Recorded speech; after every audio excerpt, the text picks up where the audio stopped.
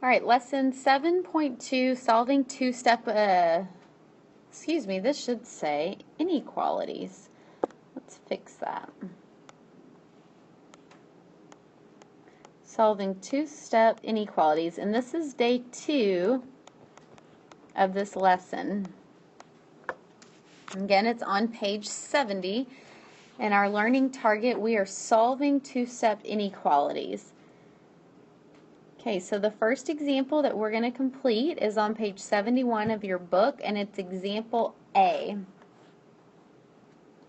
Alright, so the problem says 30 minus 4x is greater than or equal to 5.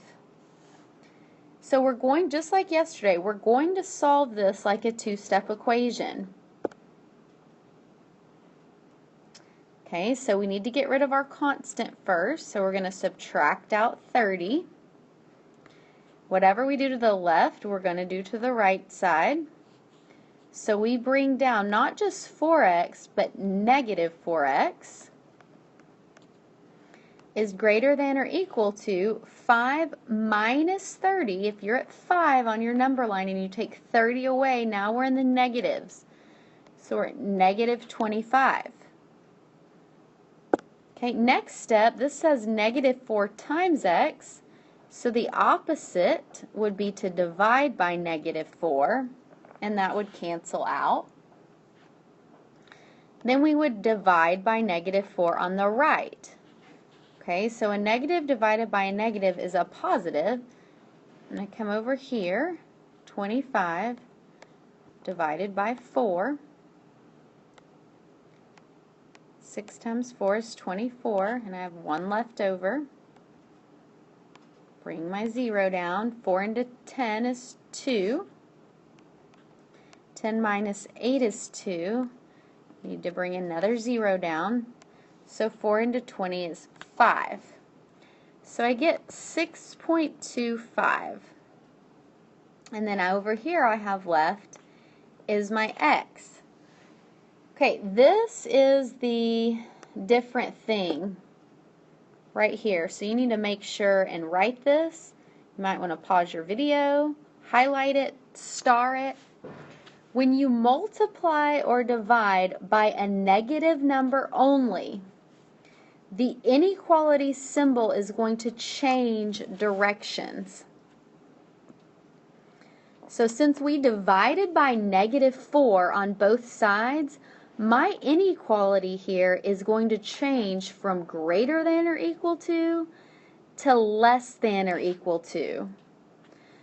So the lesson today is exactly like yesterday. We're just adding this one thing. When you multiply or divide by a negative, your inequality symbol changes directions.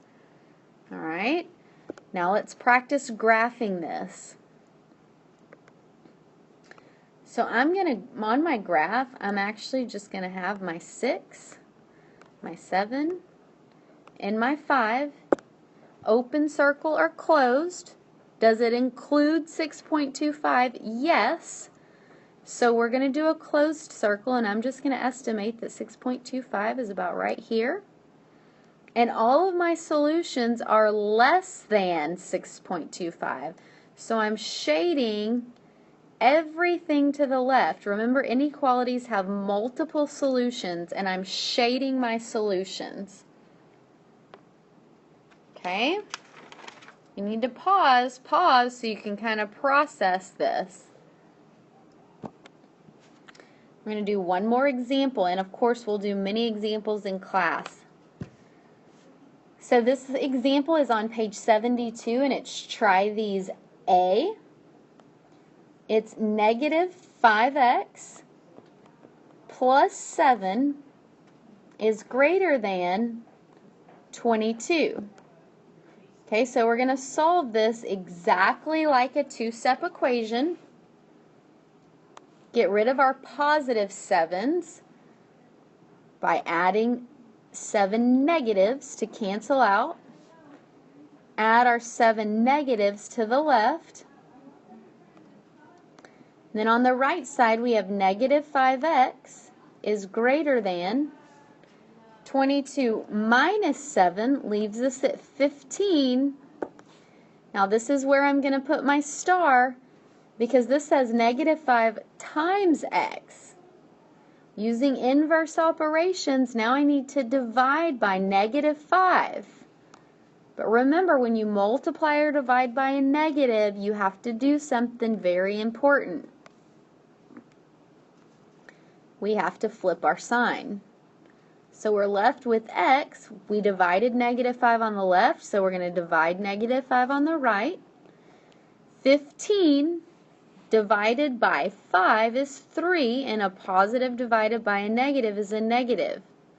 Okay, I circled my inequality because when I divide by a negative, my inequality changes direction. Okay, so my answer is x is less than negative 3. Okay, so now let's graph this. Put negative 3. One more than negative 3 would put us at negative 2. And one less than negative 3 would put us at negative 4. Okay, now we have to shade our solutions. So at negative 3, do I have an open circle or closed? Should have said open, and why? Because negative 3 is not a solution. My solutions are only numbers that are less than negative 3. And we know on a number line that numbers that are less are to the left. Okay? So again, we could check this by putting negative 5, I'm using this original equation, times negative 4 plus 7. Let's see if this is greater than 22. Negative 5 times negative 4 is 20, plus 7 is 27. Is 27 greater than 22? Yep, checks out. Okay, so the last thing you're going to do is write your summary, and then we'll continue our examples tomorrow. Again, we were solving two-step inequalities.